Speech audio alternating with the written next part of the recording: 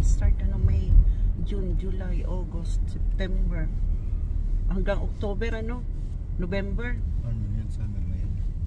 Pa-summer na. October. Ilang buwan lang? 5 yata, 6. May, June, July, August, September. 6 pa-summer na yung October, pero malamig pa rin.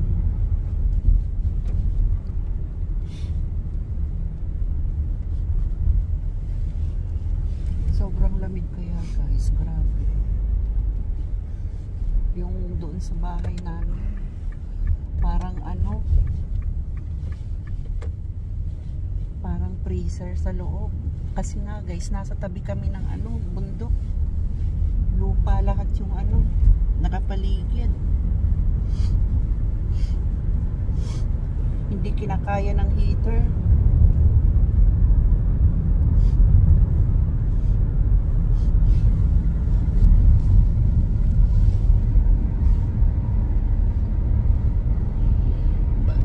Fresh pa ang mukha, mamaya hindi na. Losyang na naman.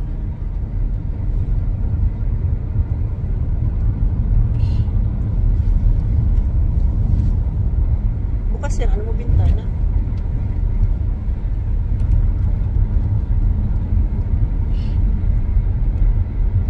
Nagpahatid ako ngayon guys kasi wala na namang train yan. Darating na naman yan 6 o'clock. Kasi nagpo-prosin ng ang Riles, lalo na sa Stokes Valley. Nagpo-prosin na dun. Mas dun mas malamig sa Stokes Valley, sa Upper Hat.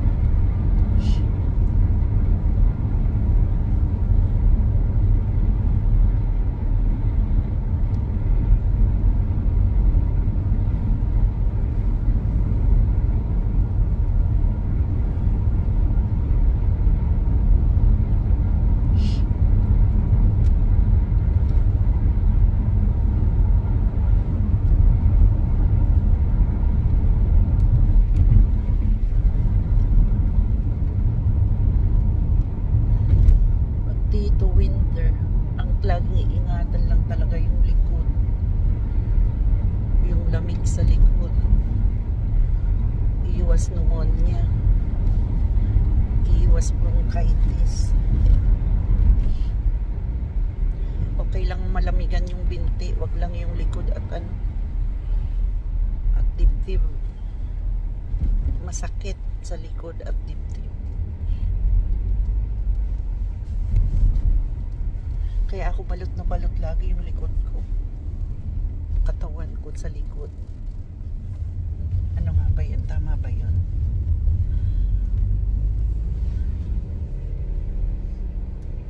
Lalo na ako mahina ang ang lungs ko.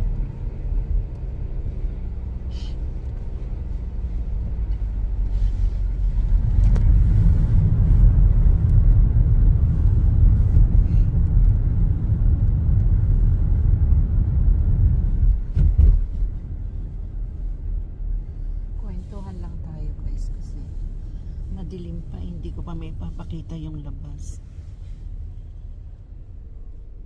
4 pa lang yata, 4:10 o 4:09. Ay 4. 10 lang.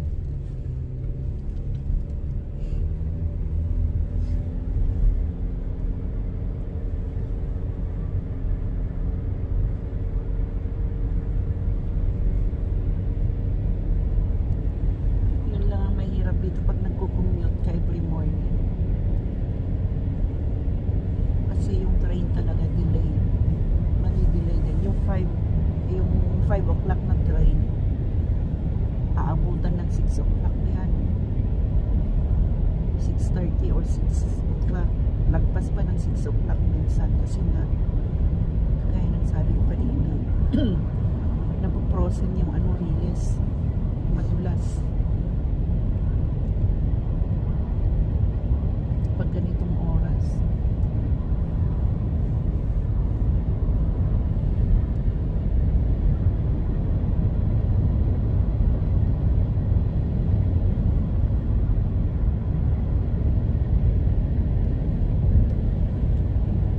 Meron namang bus, kaso lang late din naman, ganun din. Anong tawag doon sa bus? Pag train replacement yung bus, ganun din, malilate ka pa rin, late, madidelay din, tapos patigil-tigil pa, ang daming titigilan kasi nami-meet up ng pasahero din.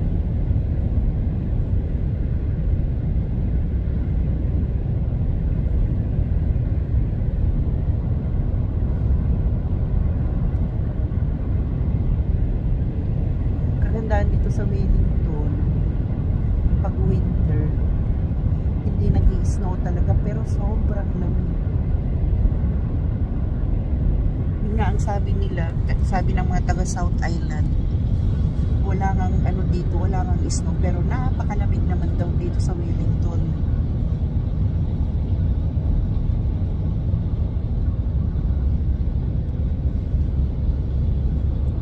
Kasi sa South yung yung mga snow sa bundok ng South. Dito wala, kababaan dito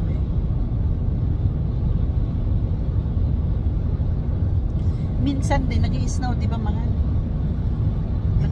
Nag-uulan din dito ng snow.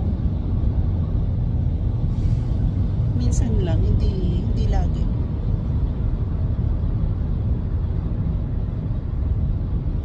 Pero kung sa lamig ang pag-uusapan, napakalamig dito.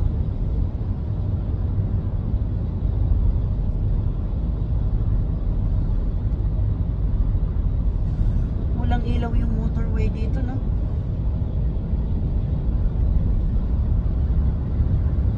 Madilim ang motorway dito sa banda dito.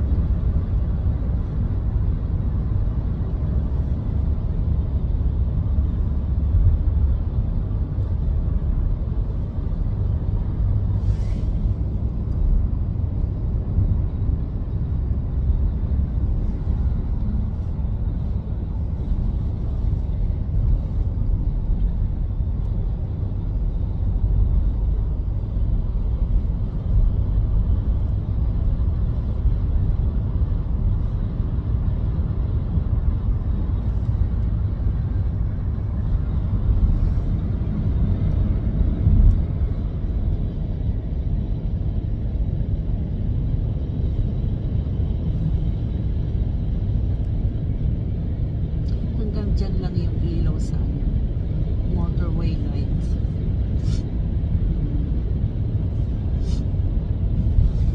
Dito sa lower hut.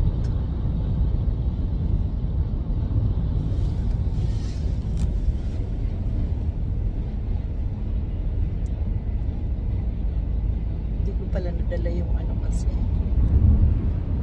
yung camera stick.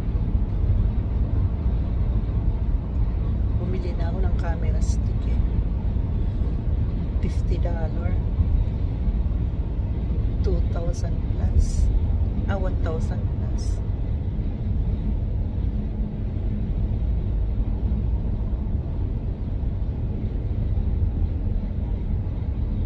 $1,600.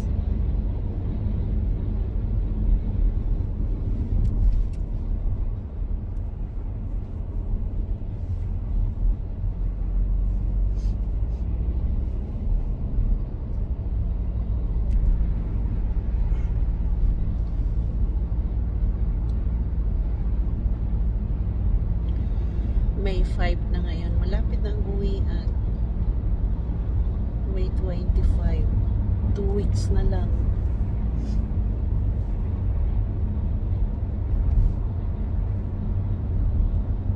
Pagkagaling sa kalamigan, ang pupuntahan napakainit na lugar. Good luck.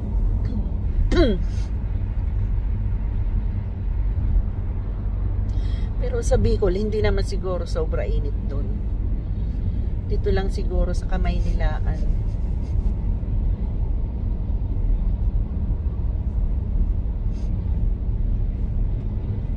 Kasi sa Bicol, puro pa naman puno. May mga puno pa, lalo na doon sa bahay. Maraming puno nakapaligid.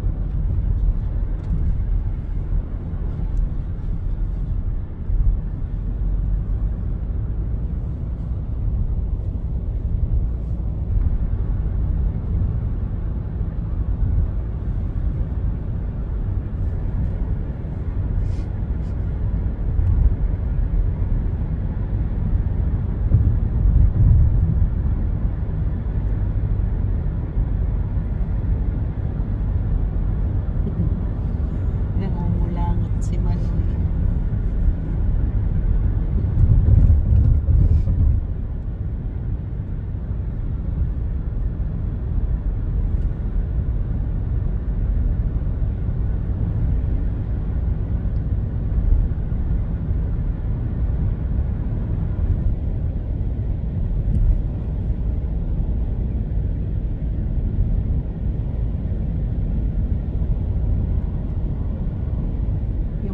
Pasok na dito sa loob ng sasakyan.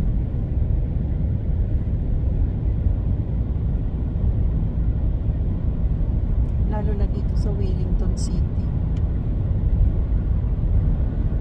Sasabayan pa ng hangin. Pakalamig.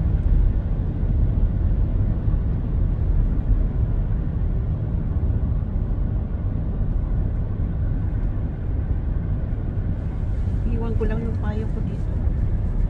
Wala namang ulan yata ngayon. Walang ulan ngayon, ano? Nagsawa na yung ulan, guys.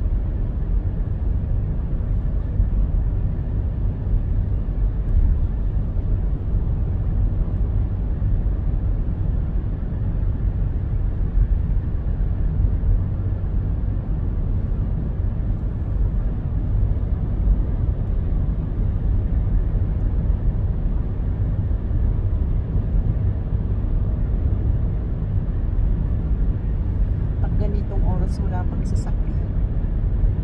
Yung mga early ano lang, mga nag-start ng early, karamihan dyan mga cleaner, mga construction, yung construction nga bihira na yung mga early start ng work. Tapos yung mga night shift, yan. Kaya wala pang sasakyan ngayon. Mamayang mga 6 o'clock yan. Puno na yan, kalsada. Rush hour.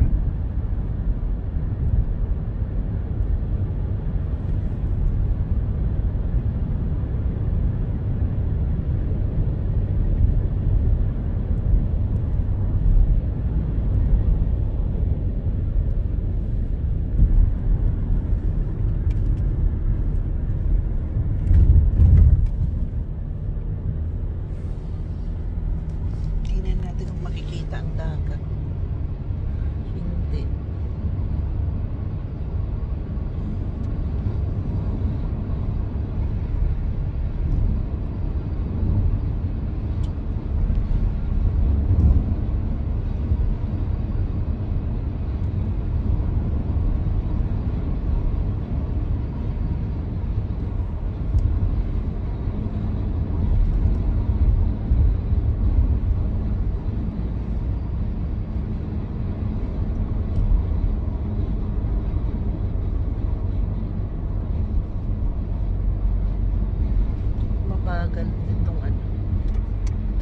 sasakyan.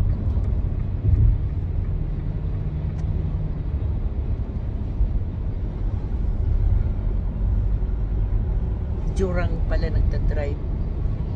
Gurang na.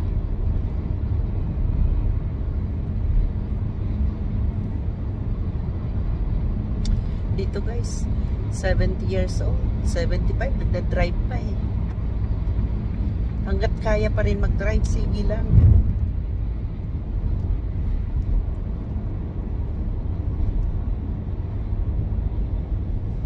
Kasi yun ang pangunahing ano dito ng tao eh. Sasakyan. May sariling sasakyan.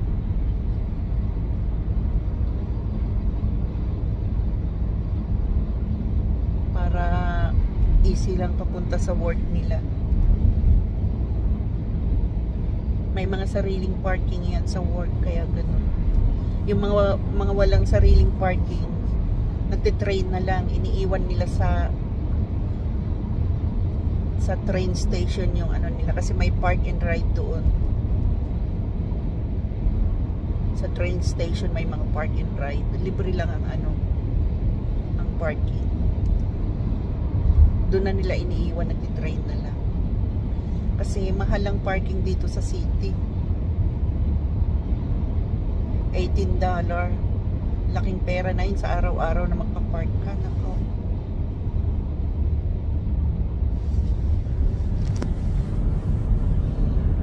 Kaya ganun na lang ginagawa ng iba, yung mga walang parking sa work nila.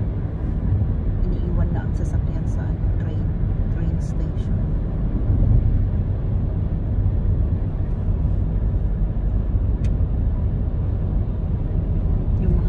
Libre ang parking.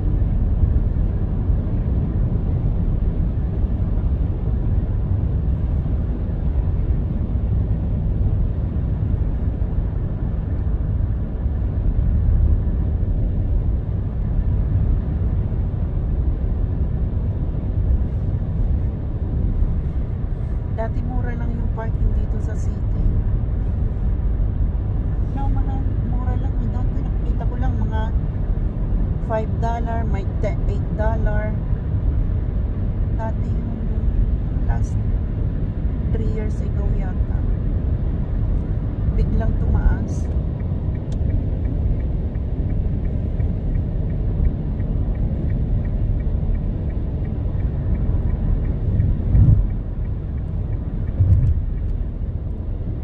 Itong content ko guys, iba-ibang kwento.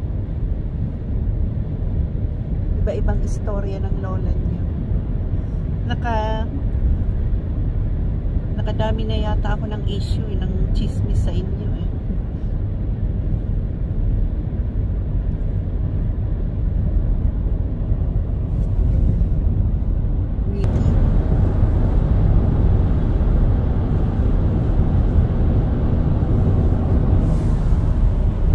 Madilim.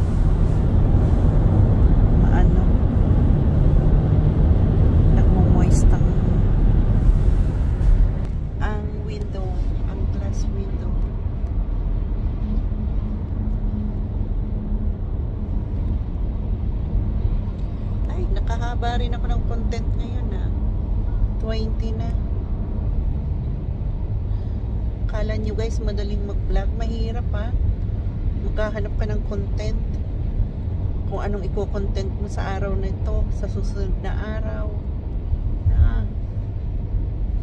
Yung vlog ko guys, paiba-ibang content naman ako, hindi naman ako stick sa isang content lang.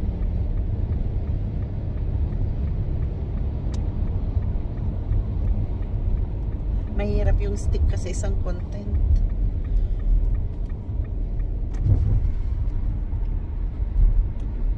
Yun at yun na lang. Kailangan yung iba-iba. We are in the port. City port.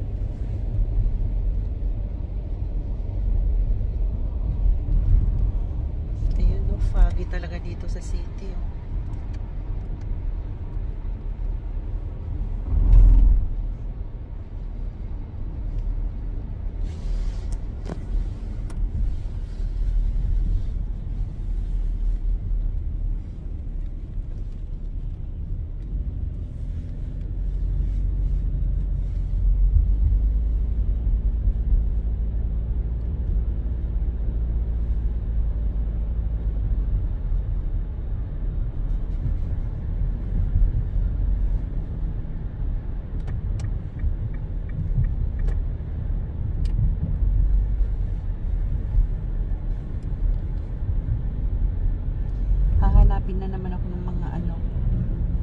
Marites doon sa train station ng Waterloo.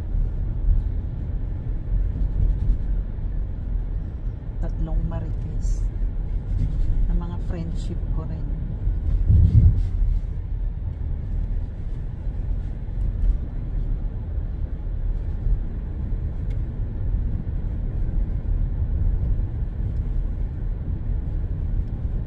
Naiinggit sila pag pag hinahatid ako ni Armando. Sabihin sa akin ni isang Marites, "Oh, you're lucky." Kasi sila nagtsatsaga silang hintayin nila ang train. Pero yung isang Marites, hindi yung si Carol, yung matanda. Hindi niya nahihintay. Nagta-taxi na siya.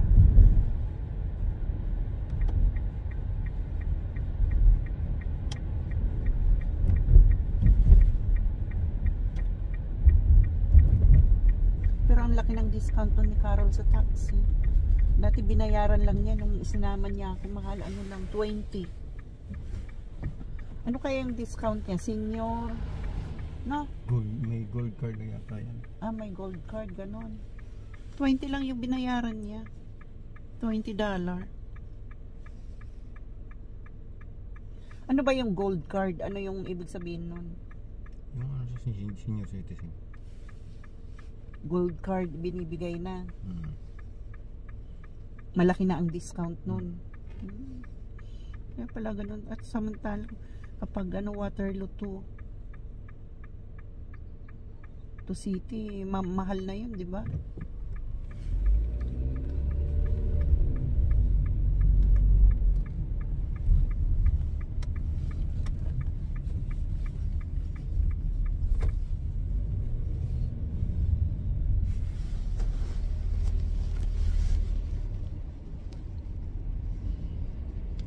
Lapit na ako guys sa destination ko, sa work ko. Konting kembot na lang. Magugulat na naman yung mga night shift. Ay, ang aga mo na naman, Luisa.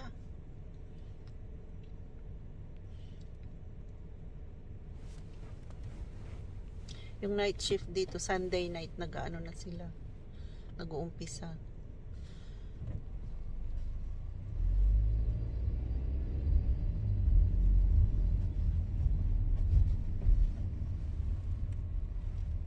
Hanggang dito na lang guys. Like and share po. Comment and subscribe please. Thank you, para madagdagan ng aking subscriber. Maraming salamat sa nagtsatsagang manood ng aking vlog. Lalo na po sa aking yung mga nakatambay sa aking live everyday. Maraming salamat sa inyo.